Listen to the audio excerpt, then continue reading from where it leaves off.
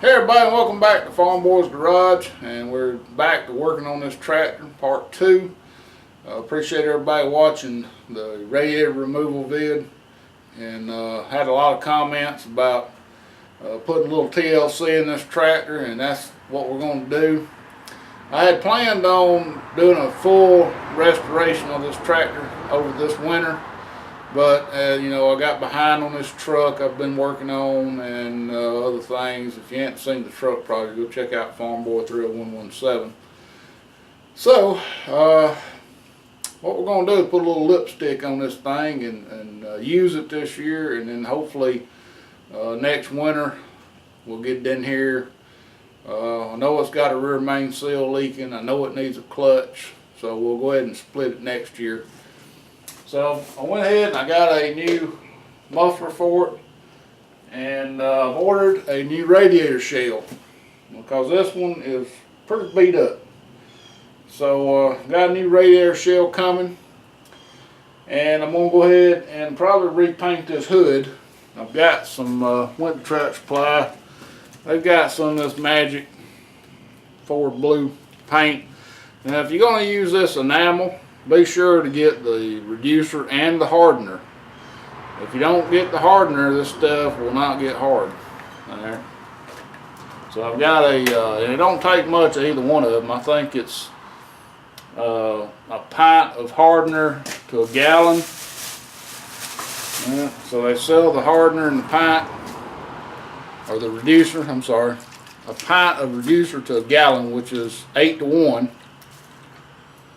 And a half a pint of this hardener to the gallon, which is 16 to 1. So that's how we're going to mix it up. I did get the gallon. I was going to get the quart, but I figured might as well go ahead and get the gallon. It was about twice the cost of a quart, and we might have some more stuff to paint later on. I don't know, but I think the shell's going to come in already blue.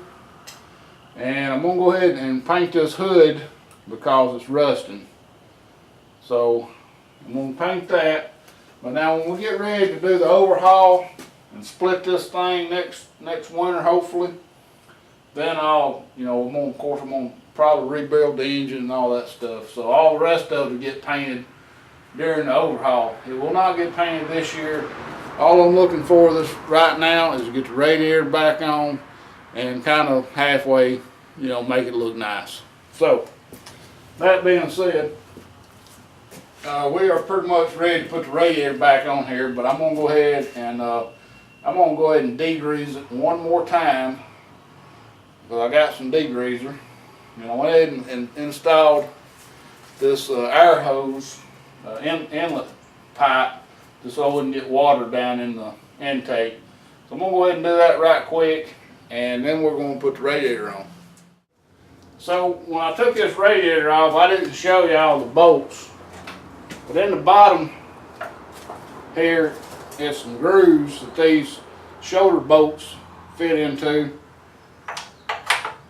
and they just fit in there like that, and then they go through the holes in the hickey. So you take the bolts out of the old radiator and put them in the new one. Now I went ahead and got some new lock nuts for these bolts, just so they would be sure to stay tight. So I believe they're 1/2 inch bolts. So now we're going to get the radiator out, and first I got the shroud. This shroud is plastic. The original shroud was metal. This one's plastic, and I'm not really sure how this thing attaches because it's been so long. But of course you want to make sure that it fits the fan. And I ain't sure this one's going to fit, to be honest with you. It does fit, but barely. Barely. It's going to be a sure enough tight fit. And I think this aftermarket fan blade may have been a size bigger, the reason we left the original shroud off of it being kind of damaged. But it looks like it might fit, but this thing's kind of bad offset. Don't know if the radiator's that bad offset or not. We'll see. So it comes with new pads. The old pads are round, these are square.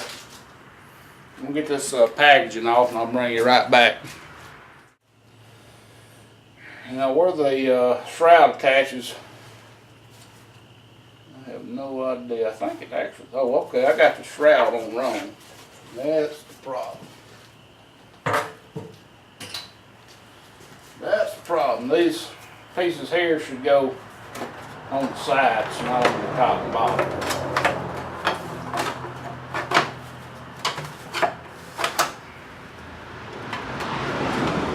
They're gonna go like this. And I'm not sure which, this may go like this, I think. Well, no, it's got to go like this because it ain't gonna fit the other way. Alright, now we're cooking with Crisco. Alright, so these little pads, they just pop off, so that's a good deal there. And we'll go ahead and stick the new ones on. And I can tell right off the bat, these new ones, the hole ain't big enough for the bolts. But there's no way a 1/2 inch bolt's gonna fit through this little hole. Okay, so we'll get these drilled out to a 1/2 inch. We'll mount them and get the radiator on. Okay, I've drilled the holes out, made sure my bolt fit through it. I'm just gonna lay them over the hole, stick the bolts at the bottom of this radiator. This is a copper core radiator, it's not aluminum. I kind of prefer to stay original style.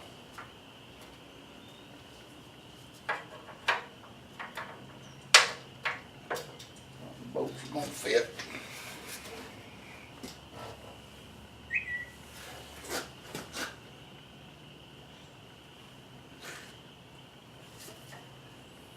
Alright, so here's another issue. I don't have no room for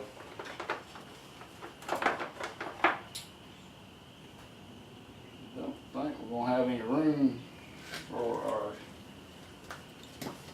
bottom.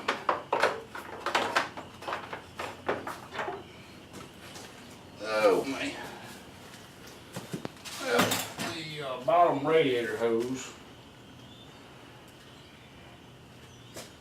comes out the water pump right here, runs down. This cannot be that low.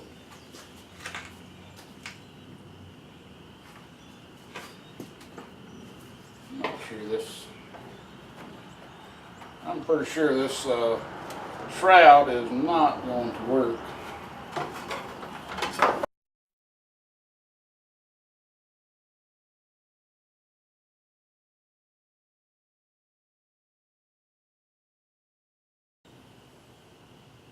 It's not going to fit, so we're going to take the shroud back off. It ran for years without one. I guess it can continue to run without one. Get me by aftermarket.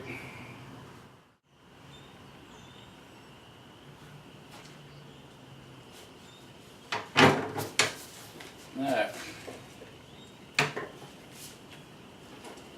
Okay, now we're just going to bolt this joker down.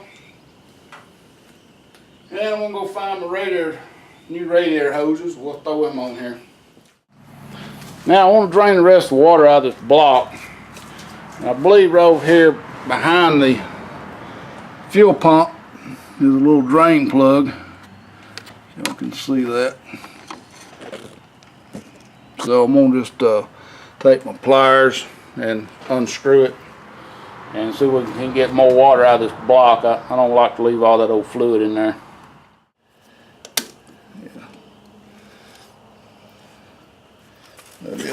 That is antifreeze, so it appears to be a block drain. It's kind of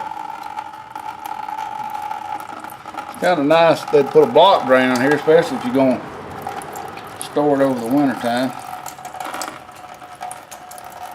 We'll let this drain out and get all as much out as we can. Now, I do notice on this tractor, I don't know if y'all can tell, I told somebody that this tractor had almost like a Chevrolet starter, and it does. There's the solenoid. The old style starters for like the gas motors did not look like this. But then this does have a 3-bolt hookup. So there's another bolt on the back side that's hard to get to. But this one does have the external solenoid. There's the model number if you want it.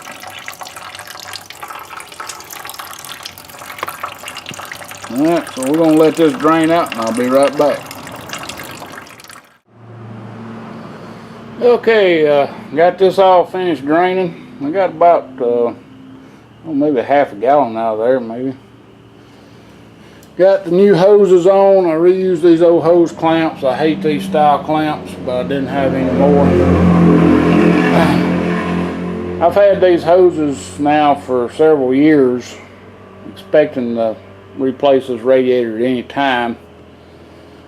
I even bought a new thermostat housing to go right here, but I forgot about it, and apparently I didn't order a thermostat, so we're going to leave that off for now. We'll put it on when we get ready to redo this engine. So all I like is putting some antifreeze and water in it, and I need to get some distilled water, and I think I'll do that tomorrow. So I think I'm going to end this video right here, and the next video hopefully we'll have our new grill shell, and of course we'll put the battery tray back on with this grill shell, and it's bent pretty bad down here at the bottom. Thing stumps eat this tractor up years ago. My granddad plowing new ground has been pulpwooded. Got this front end hung on a stump and beat it in and beat it out. So we'll wait on the grill shell. Next video. Thanks for watching. Please rate, comment, subscribe if you haven't.